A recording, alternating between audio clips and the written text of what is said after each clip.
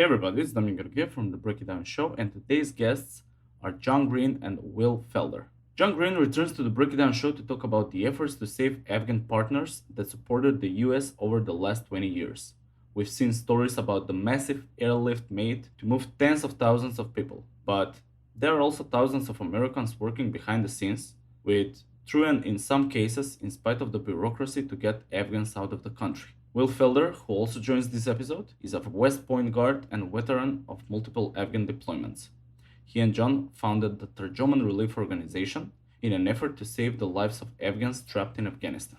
For more on John and Will, visit tarjoman.org. If you want to support the Break It Down Show, you can go to our website, breakitdownshow.com. You can donate to the PayPal link, you can buy some merch. All the money goes straight back to the show. And you can visit our YouTube channel, watch our videos there, watch some of the live streams. And as always, support the Break It Down Show. Go to breakitdownshow.org. We fight together PTSD. All right, enough of me. Enjoy this episode with John Green and Will Felder. Lions Rock Productions.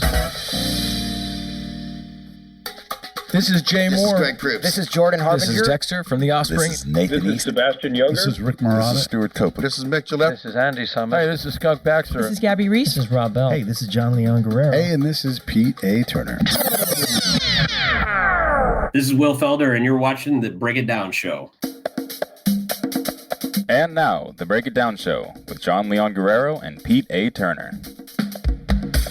We're going to talk about Afghanistan and trying to get some of these Afghans out. And these are two guys that I'm working with personally. And look, I should say this for everybody. There are a lot of people working on this. What are we going to do with all these Afghans who can't stay there, who helped us out for 20 plus years? Our interpreters, but not just interpreters. Smiley, the guy that ran the front loader on the super remote camp that I was on. That guy drove around in a front loader all day long in front of the Taliban. And what are we going to do with that guy, right? We got to get these folks out. We got to give them a chance. Another friend of mine is a guy named Grant Martin, who's been on the show. He's worked on trying to get some of his peers and some students that were in his cohort for his PhD program. And they worked for weeks to try to get this guy out over and over again. Tim Kennedy, another guy who's been on the show and a friend, he's also been going over trying to limit the damage and not only get these guys processed administratively, but sometimes literally rescue them from wherever they are to get them out. Another guy that's worked on this is another guy's been on the show.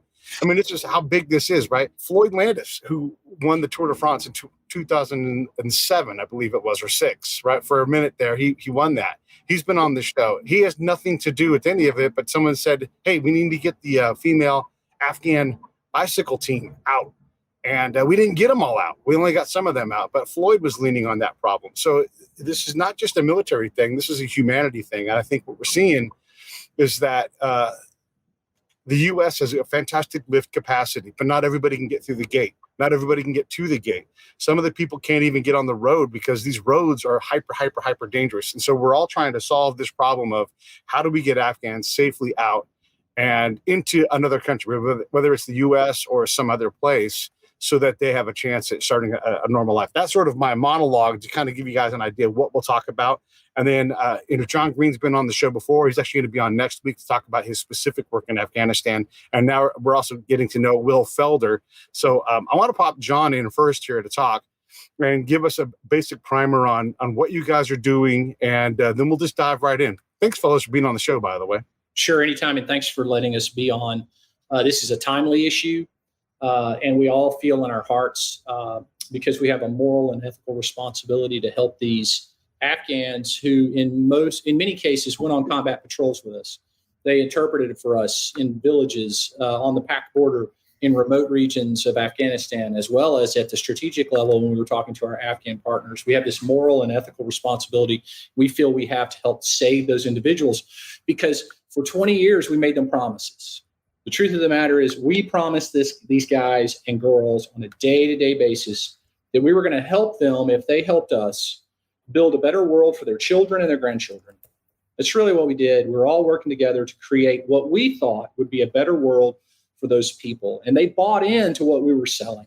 They bought into the notion that if they worked with us, we could create this space where there was equality for women, where the kind of basic sort of human rights that we all talk about in the Declaration of Independence, such as pursuit of happiness, life, liberty, those sorts of things, they bought into that. And by assisting us openly in an open fashion. That's where you're talking about the guy driving the front end loader in front of the Taliban. Just even that guy, by openly helping us, they evinced the fact that they were opposed to what the Taliban was for, or what Haqqani was for, or what HIG was for. And the result was their lives were threatened. Many times they were killed. They were executed. We all know the story of the Afghan barber who went home one day and didn't have a head anymore because he was a barber, because he cut the hair of Americans and Brits. He lost his head. That's the sort of method that is common for these people to use. So people like Pete, who's been there, people like Will, who's been there, myself, others, we've been there. We see this as a real thing. It is impressing upon us. And we have a moral and ethical responsibility to help them. So about a month before it all went to hell in a handbasket in Kabul, Will and I were talking about, hey, you know what? If this goes south, what do we do? And we were kicking around IDs. We're kicking around IEDs. How's that for a Freudian slip? We're kicking around ideas. And we both decided that we each had extensive networks inside that space. And since we had extensive networks, we could use those to help our friends. So I thought we had 90 days, 120 days. This is probably July. Will laughed at me. He goes, no, bro, this thing's going to go south in a hurry. And we need to be ready. And so Will, has got a background in New York City. He's a West Point grad. He's connected to these people in New York City. I spent a lot of time overseas and I have my own network. And we decided we would create a nonprofit. It's called Tarjoman Relief. Tarjoman means linguist in Dari, or interpreter in Dari. So we created an organization called Tarjoman Relief. Will connected with a bunch of other dudes who were operator type guys. And we brought a bunch of volunteers together. I was in Texas. He was in New York. We have guys in North Carolina. We have people in California. We have a guy in Belgium, all using social media apps on phones and on the computer to connect with people in Afghanistan to help get our friends and our allies and those we think we're obligated to out. And it's been a tremendous endeavor. We're tracking over 400 people now. We've been able to help about 40 get out of Afghanistan using what we call the informal network. We have an informal network of volunteers. The world is flat. We all know that book.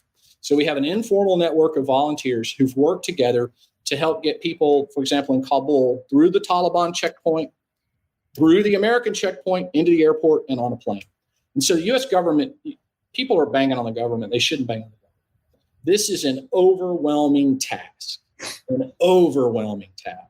And POTUS takes it seriously, and everybody takes it seriously, and everybody's busting their rear end to make this thing work. The problem is, it is, by definition, overwhelming. It's overwhelming. And so for example, if 15,000 people seek access at one moment in time through one node, you can only churn through those requests in a certain amount of period in a certain amount of time to let a certain number of people in. So what we had happen, for example, is I had 2 linguists. I love them. I call them chuckleheads. I love these guys. They immigrated to the United States. They live in Dallas, Texas. They went back to Afghanistan with their families in July for a wedding. It's always the wedding. They went back for a wedding. They thought everything was going to be cool. People don't know Kabul is like Colorado. It's at 8,000, 9,000 feet. It's nice and cool.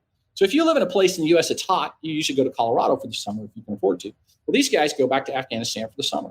So anyway, the capitulation occurred in such a fast period of time. They were stuck in Kabul and they needed to get to the airport to get out. They went to the airport twice. They got through the Taliban checkpoint, couldn't get in.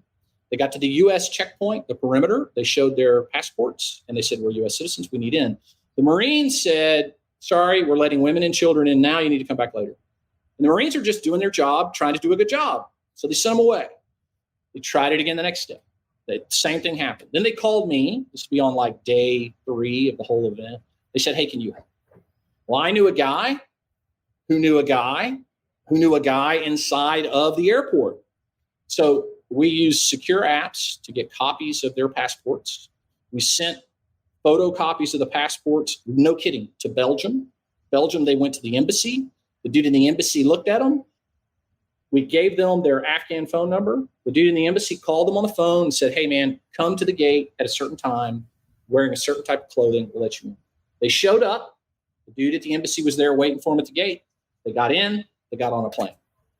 So that's a back-end workaround. That's a sort of example that we use to help get people in because the formal system was overwhelmed. And so the informal system was needed to help. Now, the cool thing about these two dudes is they also had 2 wives and about 8 kids.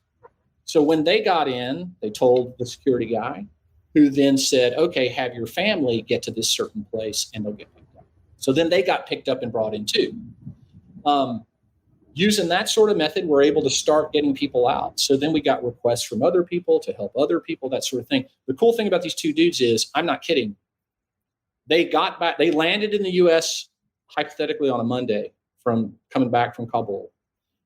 We were asked to provide linguist support to a medical NGO that was going to go back to Kabul to help at the airport, provide medical care for the Afghans who were coming in, who were later going to be flown out because the government was overwhelmed. These 2 dudes volunteered, got back on a deadgun plane, and flew right back over there to support the U.S. effort to get people out. That's the story. Over. Yeah, over. Copy. I want to jump in. I want to introduce Will, but I want to take a minute also and illustrate a little bit more just how dangerous it is for Afghans and what it means to be associated to Americans. One of the things I learned was if you went out and you took our advice on how you raised goats, how you raised your grapes, your stance on poppy growing, that was a life and death bet that we were asking somebody else to make without really any certainty of them. Like we were saying, hey, believe in this and it's going to be the right thing. And then we leave. We're like, bye-bye. I don't mean from theater. I mean, never come back to their village again, maybe not for 6 months. And so we were trying to convince people to take on these things. Hey, here's a small business loan. Do you want one? No, thanks. Why? And this is one of the commanders asked me to figure this out. Why won't they take our help? Because it was dangerous to do that. So to be associated with the Americans and take the help to put your voice on the radio, which we put a lot of Afghans on the radio, it's a real dangerous thing for them. Even if they're not that person, you sound like Larry. I'm pretty sure you were Larry. I heard you in Wazaquah or wherever it was.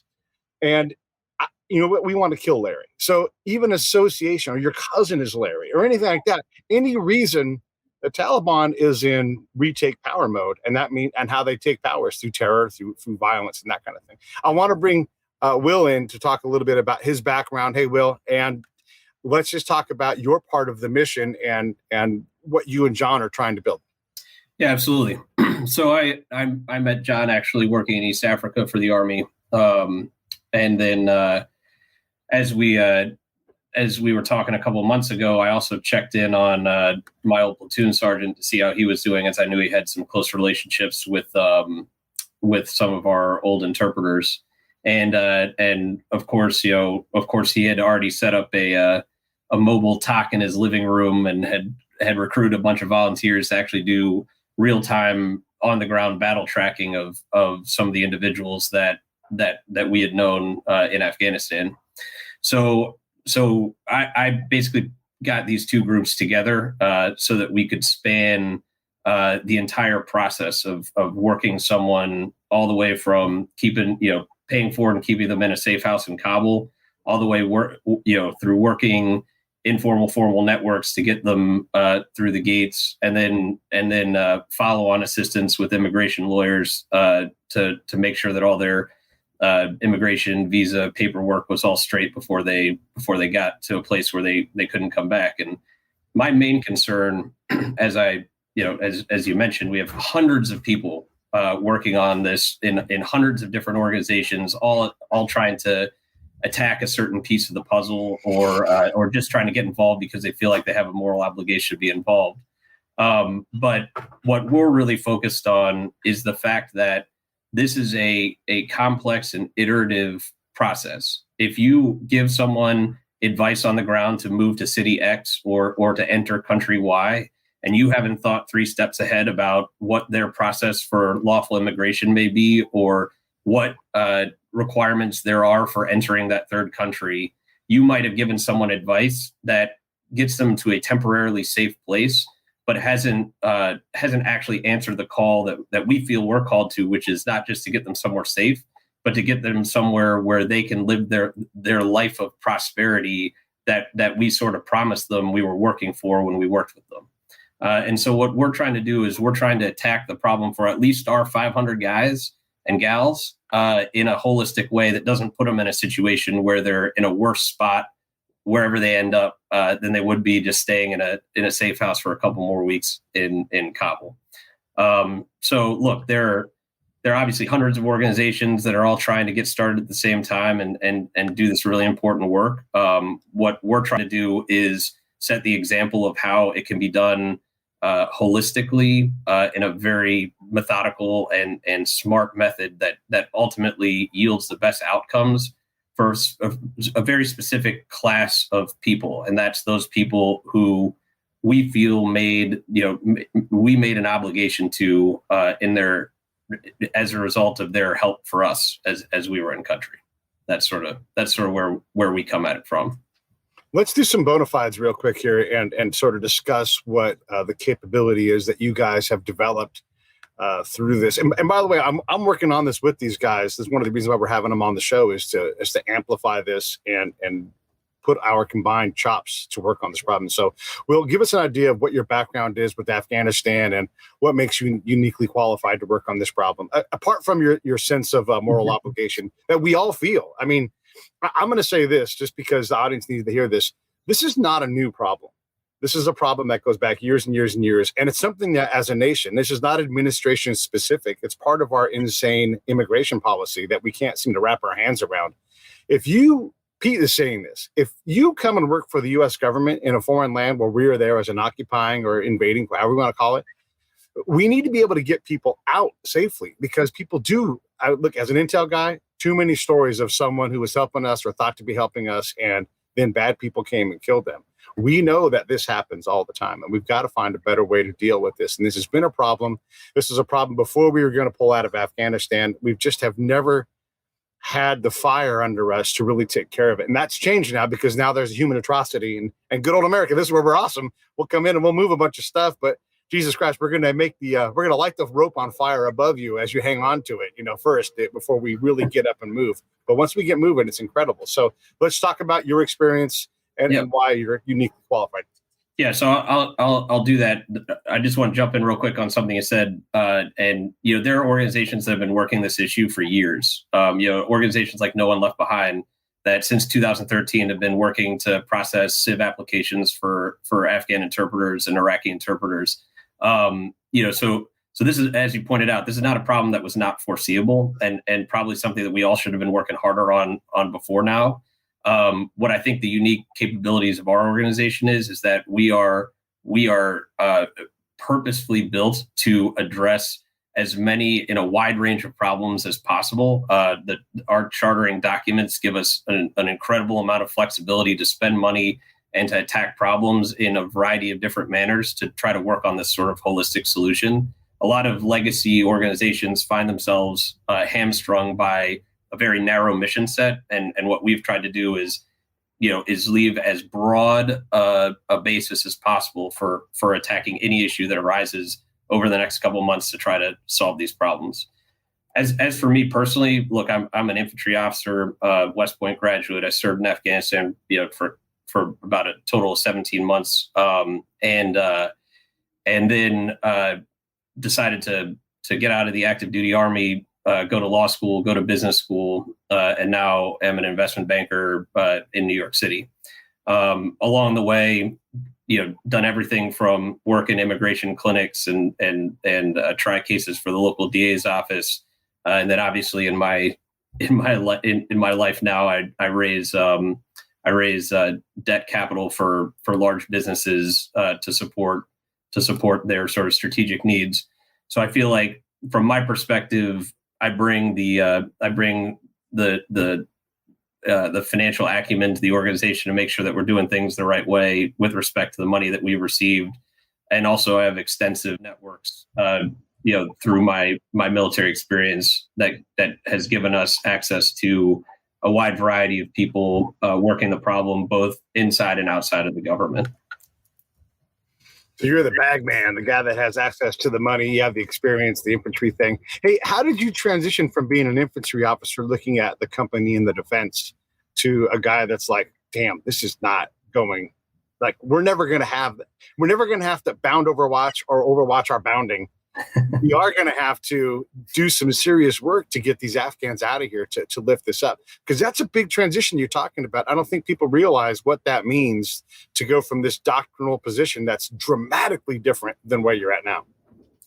Yeah, I think I've always been a believer in the leadership lessons you learn at Ranger School, and I've always been a big believer in the principles of patrolling and their applicability to anything you do in life. And I think the last point I'll make is that honestly, what makes a great infantry officer is a display of common sense, and realizing that moment when what you're doing isn't working anymore, and having the courage to say that this isn't working anymore and we need to change our approach.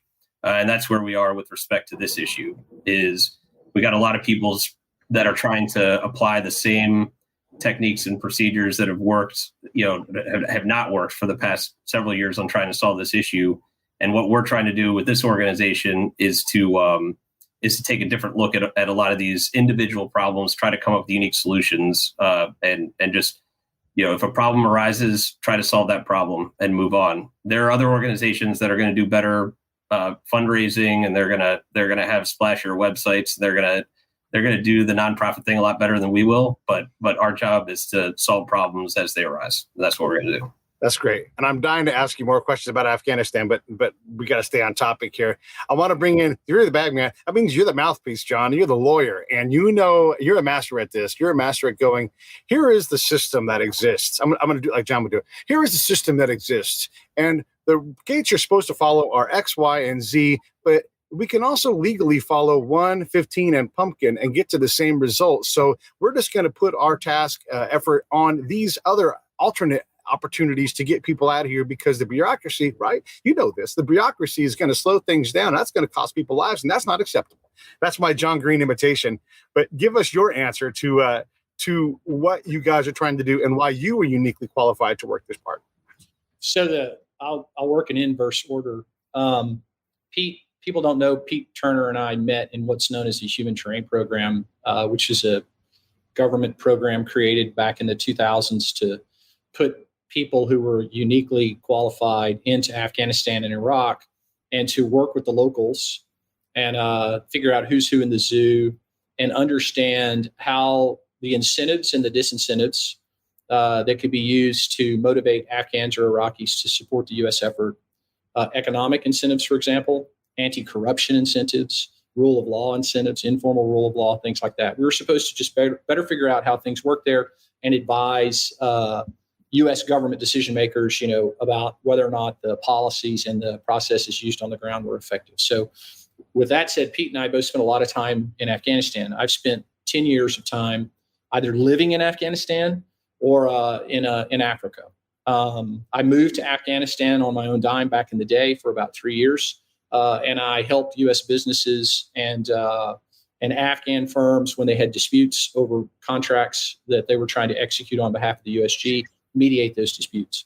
So it all started when a good friend of ours by the name of Mike Warren got thrown in jail by an Afghan governmental representative who was the cousin of an Afghan who had a construction company. Construction company didn't perform. And so the American firm said, hey, you didn't perform, you owe us $2 million building this runway. And since the Afghans didn't want to pay $2 million, they just grabbed the guy in charge of the contract, they threw him in jail. And I'd been a military advisor, and I'd advised the chief of police for Kabul. So I knew that dude. So I went over and I got Mike out of jail and then got him the heck out of Afghanistan. So little did I know, this has become an opportunity for me later to get people out of jail and mediate disputes. So I spent a lot of time in that space doing informal legal resolution, all lawful, but informal legal resolution. So that's how I built my network that was there. As an attorney, I look at things from a legal perspective, and I also am a PMP. So I understand project management, program management, and there always is a system.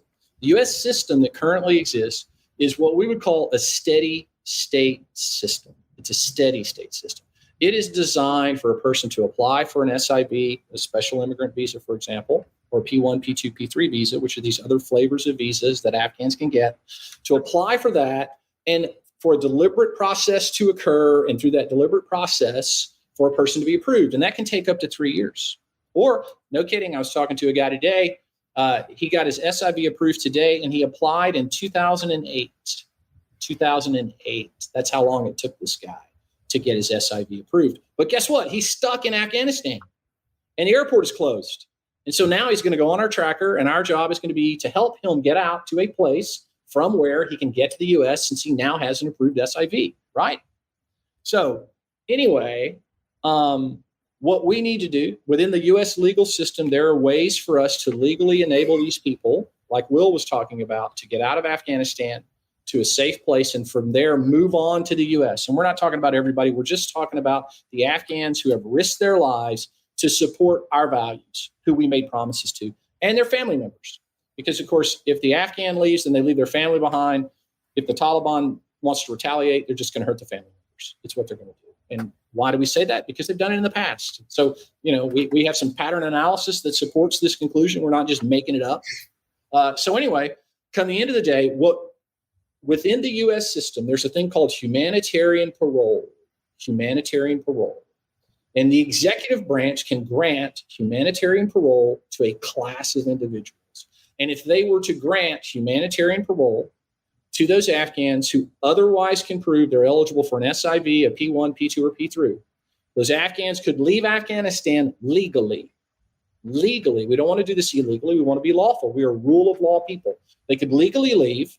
And then if they get a thing called a transit visa, they could transit to the U.S., do all their paperwork stuff, and wait in the United States until such time as that steady state system gives them an answer. The steady state system gives them an answer. So we have a steady state system, and what we need are two exceptions that have been granted before in the past, and we need the executive branch, hopefully, to grant them for this class of Afghans who we have a moral and ethical responsibility to help. That's my rant. I will now stop. Over. Copy. Rant complete. Yeah, this is great. And I love that you're explaining this way. What does it mean for the administration to do this? I mean, what is the challenges there? Because, and this is not a political statement, but there's a lot of bureaucracy. It's not like the olden days when you could just sit outside of the boss's office and wait your turn to get an audience with the president. It doesn't work that way anymore. Yeah. Hey, everybody means well.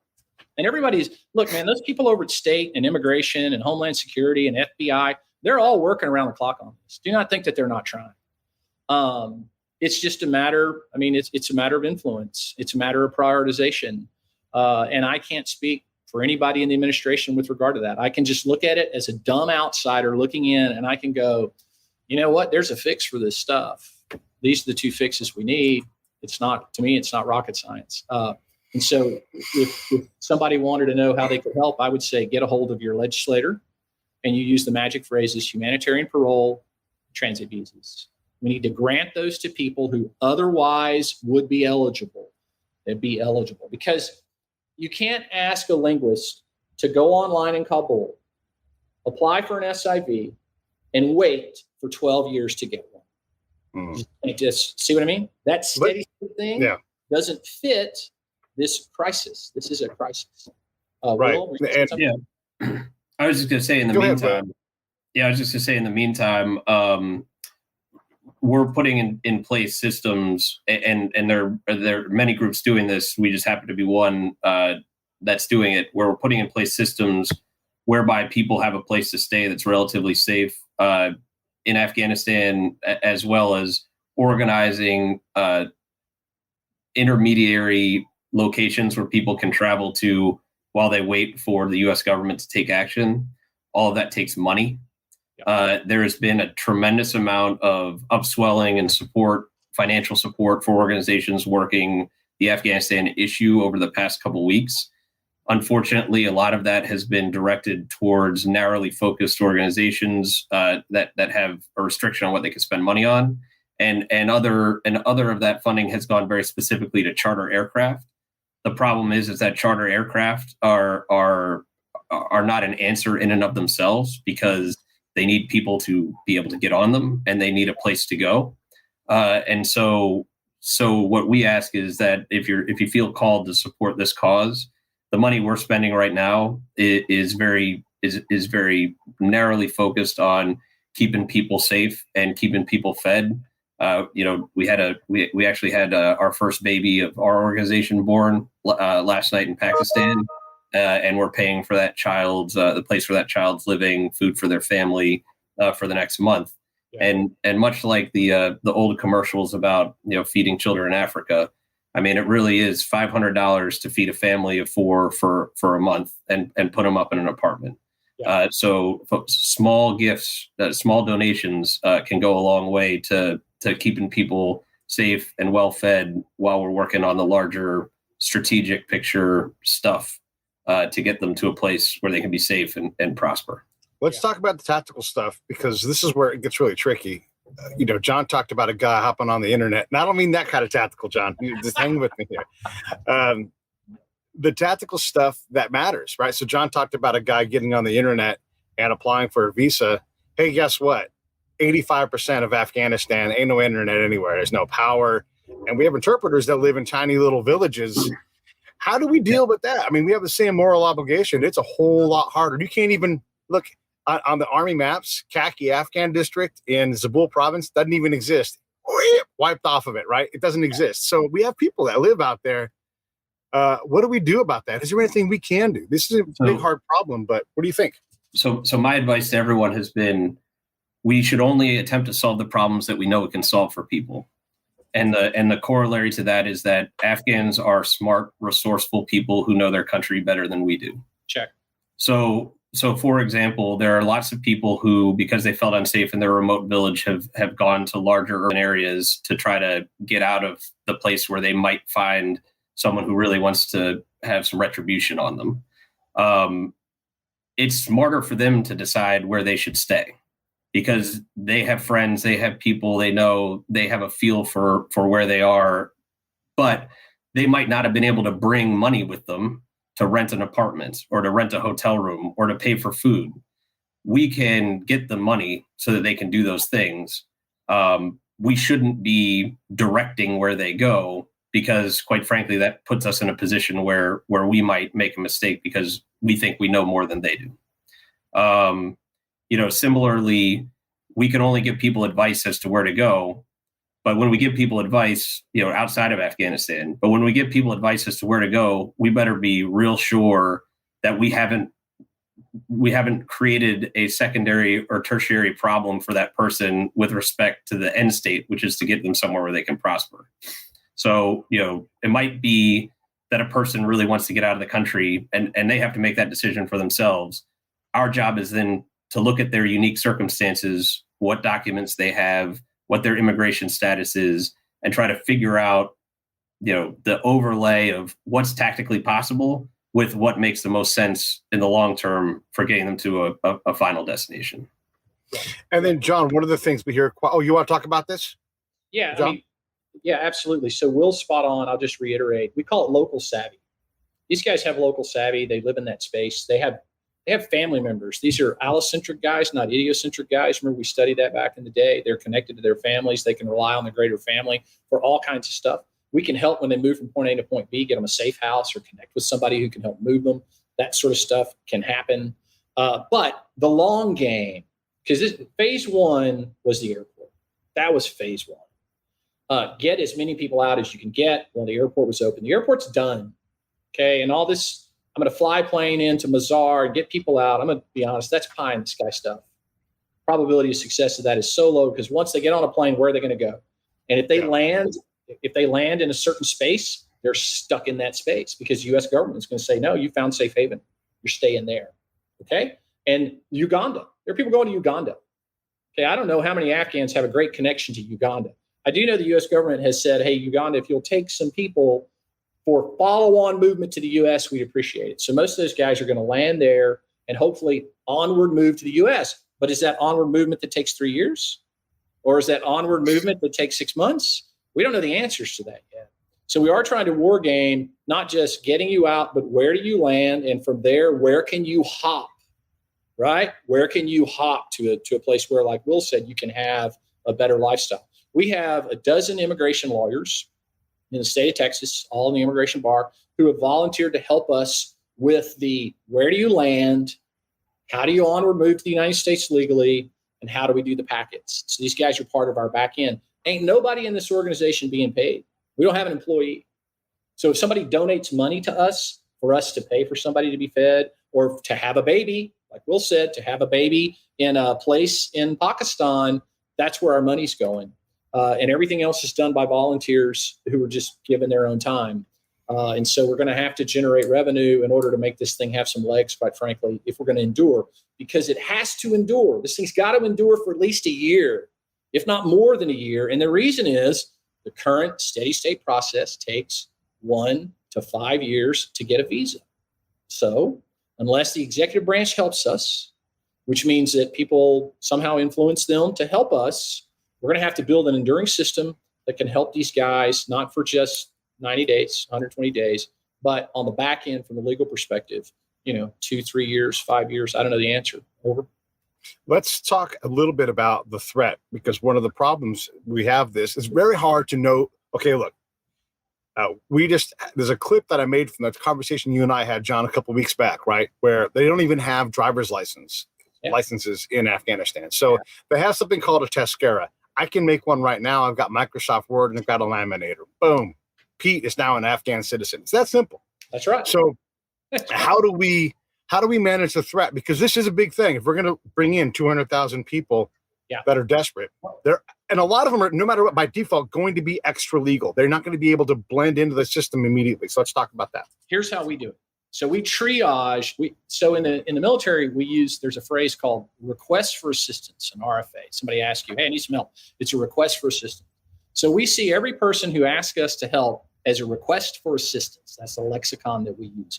And then what we do is we triage the request. The first question is, this isn't just a thing that happens. It's an iterative tennis ball process whereby we go, okay, cool. You want some help? What's your name? Send us your passport or send us your Tezkera. Send us something we can identify you with. And what American is going to vouch for you? Because these are not guys who worked for us and then just kind of burned off into Zabul, not to be seen for 10 years. I'm in contact with linguists I met in 2004. Will's in contact with guys he met from whenever. We just stayed in touch. It's, again, when you go on combat patrols with these guys and they risk their lives for you and you build these relationships, they don't just disappear from your life, right? So we ask for an American who can vouch.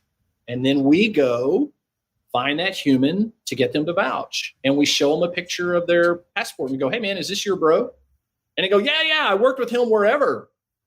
And then we say, well, right now he is in this place and he wants us to help him get back. What do you have to say about that? And that guy vouches. So we start with our linguist, which is tight. And then we start to broaden it to Afghans who helped in other ways, right? Afghans who help in other ways. And we don't help everybody. We don't help everybody because we go, hey, we do understand that it's difficult here. It's hard for you, but you're not the flavor of person we help because we can't triage them and figure out who they are because they don't fit into one of those SIV 1, 2, or 3 categories, right?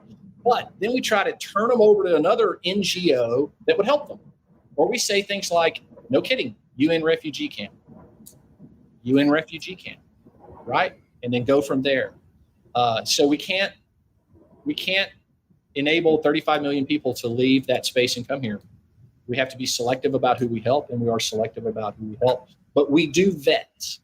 We vet because we have limited resources and time, and we're going to help those guys. Sounds harsh. We're going to help those dudes who helped us and who risked their lives for our sort of ideals in an open over. And just to tie into what John said, as simplistic as it sounds, as simplistic a methodology as it sounds, it actually ties directly to the way the U.S. immigration system works for the purposes of applying for these special categories of visa or humanitarian parole. And we built it that way. We built it that way on purpose. The individual vouching is one of the key parts of that application process. And so that's why this whole thing is going to require a pretty significant public-private partnership to get it done, is because the State Department doesn't have a list of the people who need help, and they don't have a list of the people who are vouching for those people. So the State Department, even if they made this their number one priority for the next 10 years, would literally not have the ability to find and vet the people that we need to help. So it has to be organizations like ours and others like us who provide the State Department the names of the people and the people who vouch for them. Yeah. And we don't want to send one So while we're working this, let's get you to a safe place, let's get you out of that space to another space kind of problem, that those two train tracks are running, right, parallel. We're also building a packet for them to submit to the U.S. government for their asylum packet, because we're already collecting that data. We're collecting that data, right, which becomes information, which becomes a report. We put all that stuff together, and then we submit that. That's what our asylum attorneys on the back end are doing. That we've got got some other people, okay, who are doing that as well. They're not even asylum attorneys, but they know how to read the deadgum thing and put it all together for us. Now, herding the cats, because we've grown quickly in a brief period of time, is difficult. And it's difficult because when organizational maturation, right? Our organization's maturing. And as it matures, we talked about this on a meeting last night, a call. We got to have processes and procedures, and they have to be in writing, and we have to have all this kind of stuff because we're a real organization now, and we got to get all this stuff squared away, right? And so at the same time we're doing that, we have other people over here working these immigration packets to submit those packets. And we don't want to submit one packet that's erroneous. That's the term, erroneous. We don't want to be erroneous, because if we do, we lose our credibility, right? And also, we just become some group that everybody throws everything at, and we go, oh, we'll help anybody. Well, that's not us. We are military humans who worked with dudes and dudettes who risked their lives for us. That's who we are. That's our core competence. Okay. The other tangential point that John alluded to is, a lot of people say like, oh, well, why didn't these people apply for an SIV in 2013 or 2012? This all comes back to the promise that we made. All these people didn't want to leave Afghanistan. Hey, they thought we were going to win, bro. All these people thought that Afghanistan was going to be the place that we told them it was going to be. And they woke up, and even as the rest of the country was falling, they were like, that's okay. Kabul will stand. We got the Ring of Steel. I mean, and frankly, and I'll say this, and this is probably a little off color. The guys who were taking advantage of the United States government were long gone from Afghanistan by the time the Taliban rolled into Kabul. They were.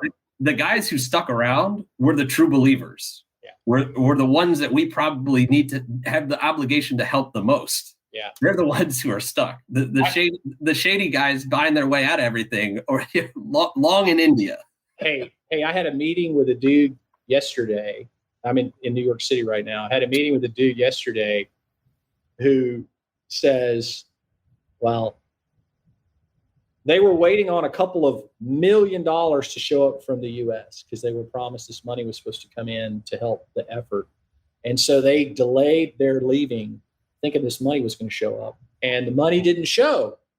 And they're like, hey, where's the money?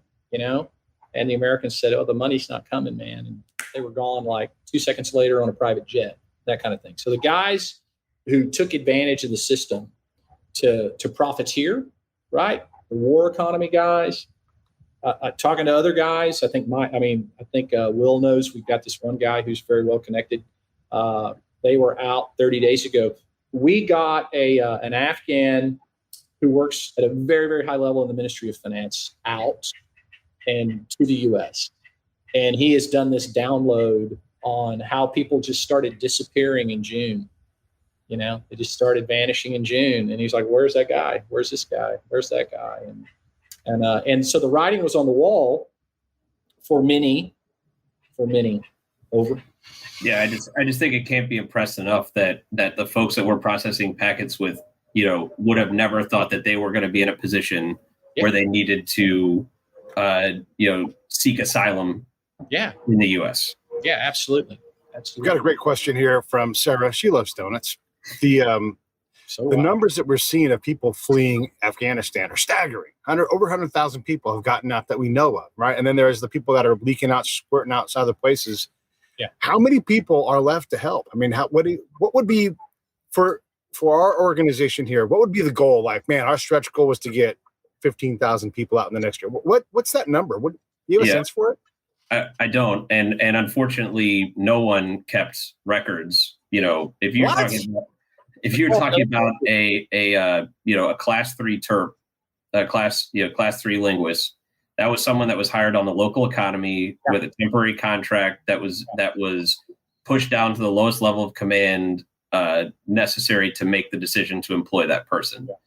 And so now that person went on combat patrols, as John pointed out, like very obviously put themselves in a position where they're clearly supporting the U.S. government, et cetera.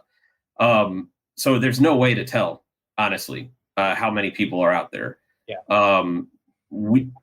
I can tell you that our organization right now is only limited by the capacity of the volunteers that we have to track and process in an appropriate manner the people who need help that have been vouched by their people.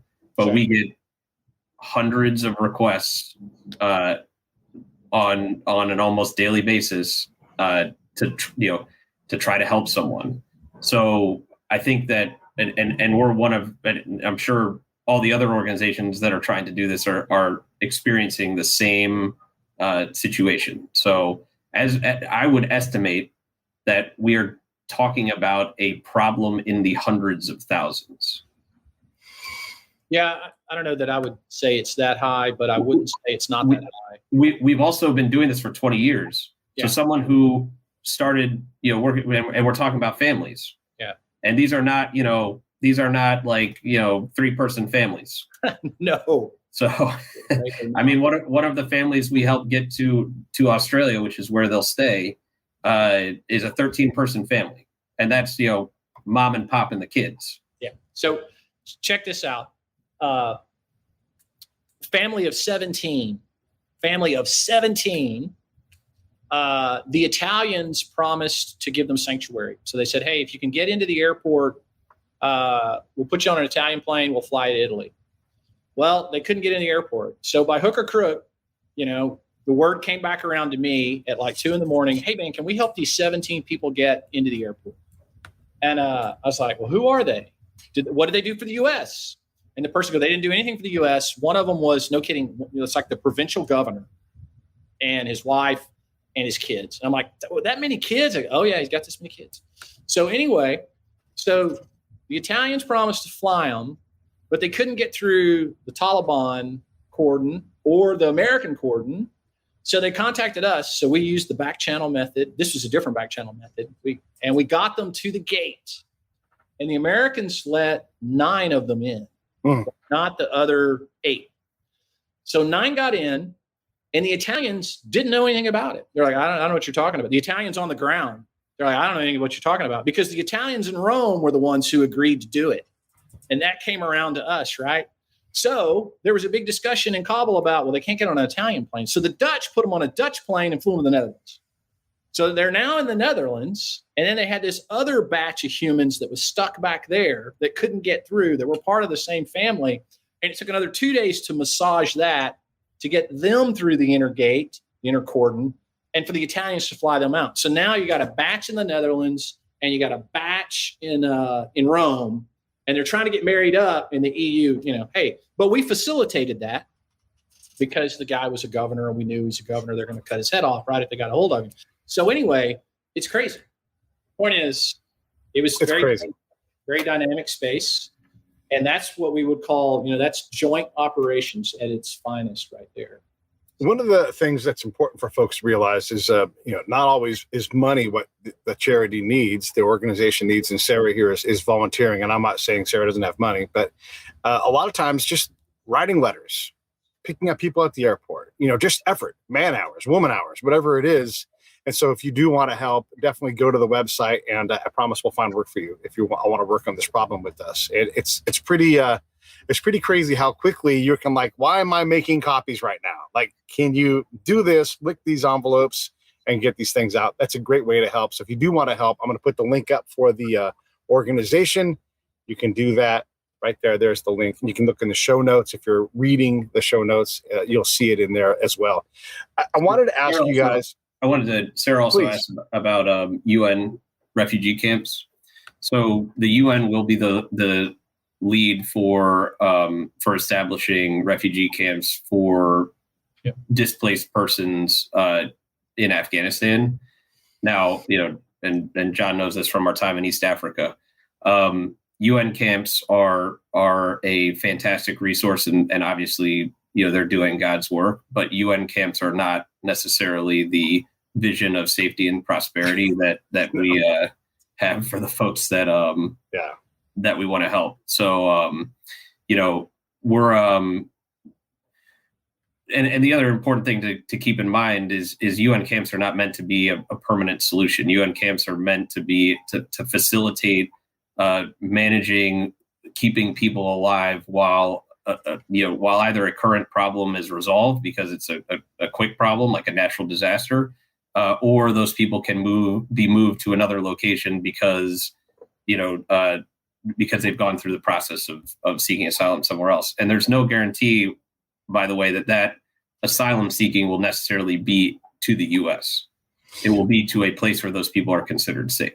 Yep. And then the other thing I want to bring up is, as we're looking at these systems and in place, what you don't want to do is strand someone in Uganda because they're willing to take 100,000 people. The idea is to put a full packet together to get them from A to F.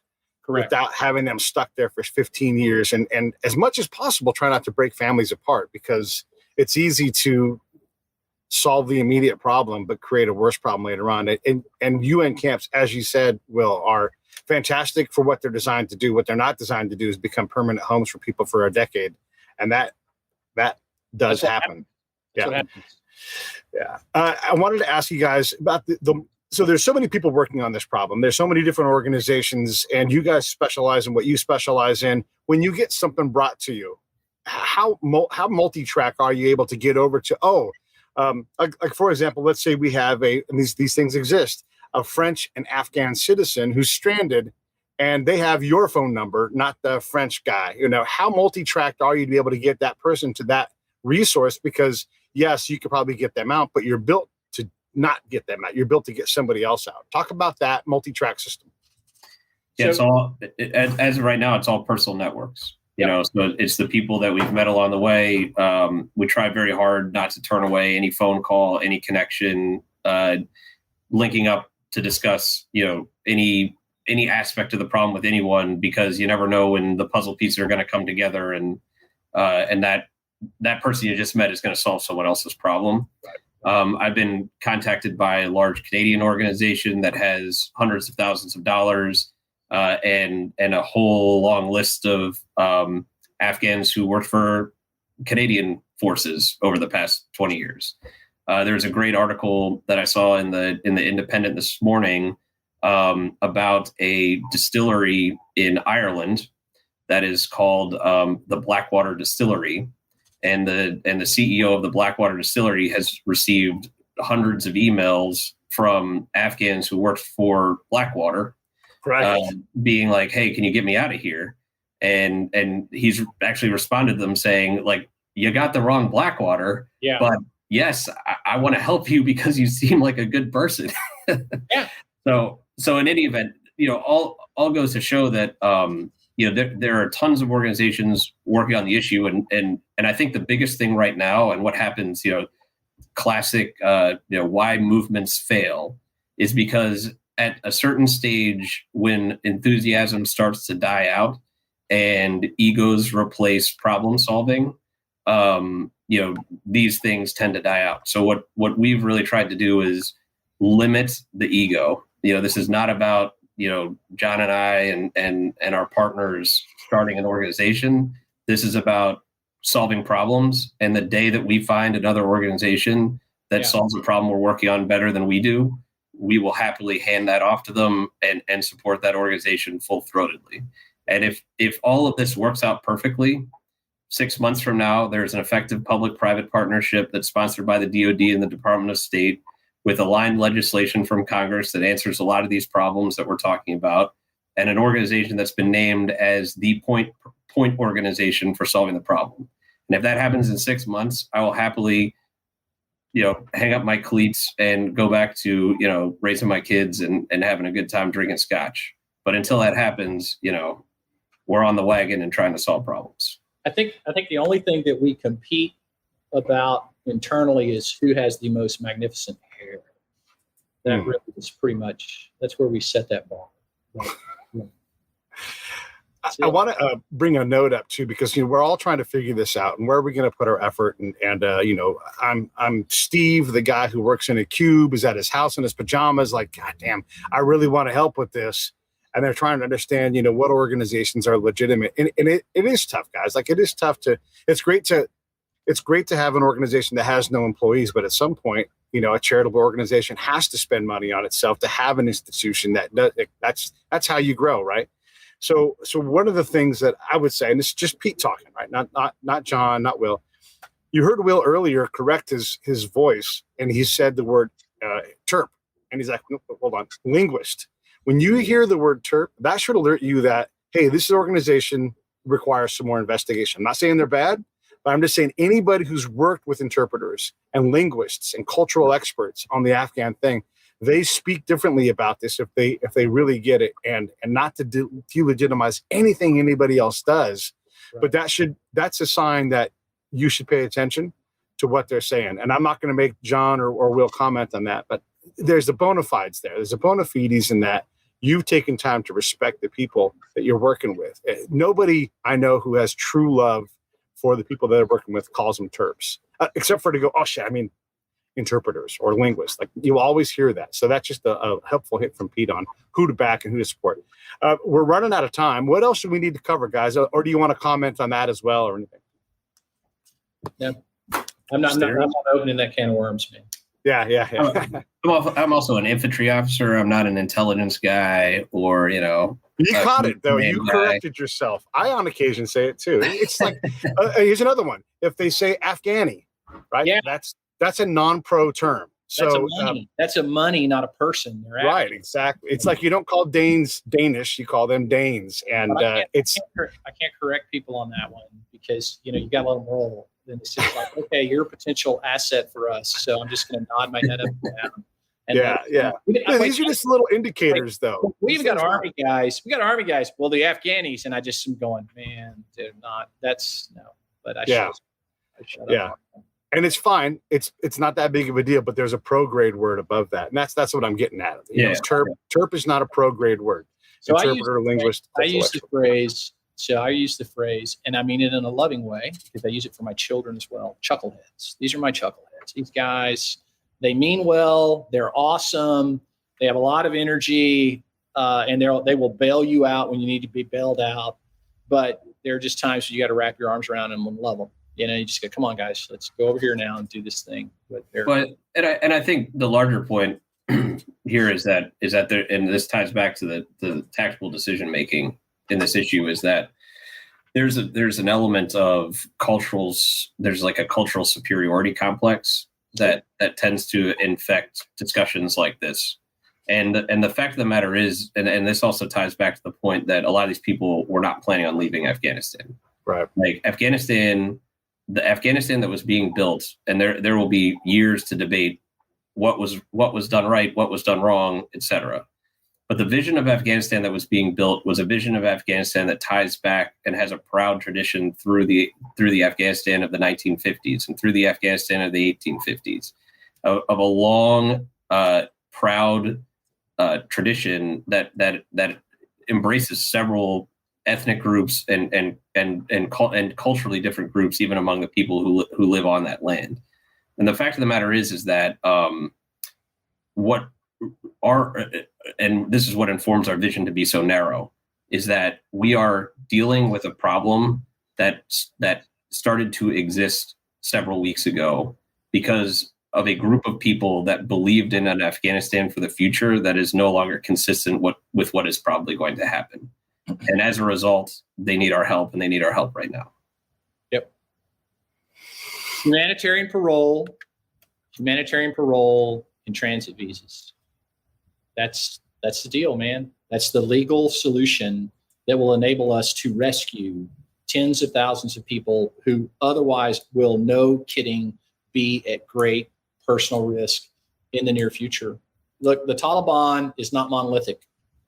They are they're an organization comprised of factions, and we know from in some spaces they have good command and control over their people, and they have reserved violence. They have not been violent, but in other places That is not the case.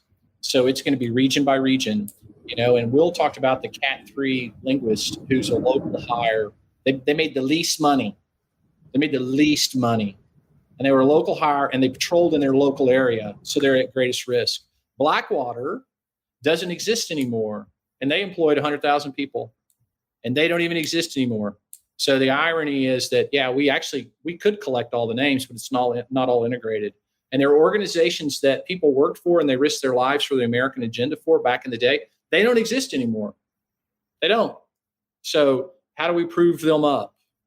How do we vet them? Well, we got to do the long, hard slog, which is who vouches for you. And then we got to connect the dots and do that in a meaningful way. And in order to do that, we're going to have money. We're going to have money, and we have to have some help from our legislative branch on this. That's my rant. Over. And the executive branch gets the support there as well, too. All right, fellas. Well, listen, I appreciate you guys doing this. This will not be the last time we talk about busting Afghans out of Afghanistan, and we'll definitely continue this conversation. If you're interested in helping, definitely go check out the website. You can do a lot there already, and there is the website up on the page, tarjoman.org, right? Nice and simple. You guys can all do that.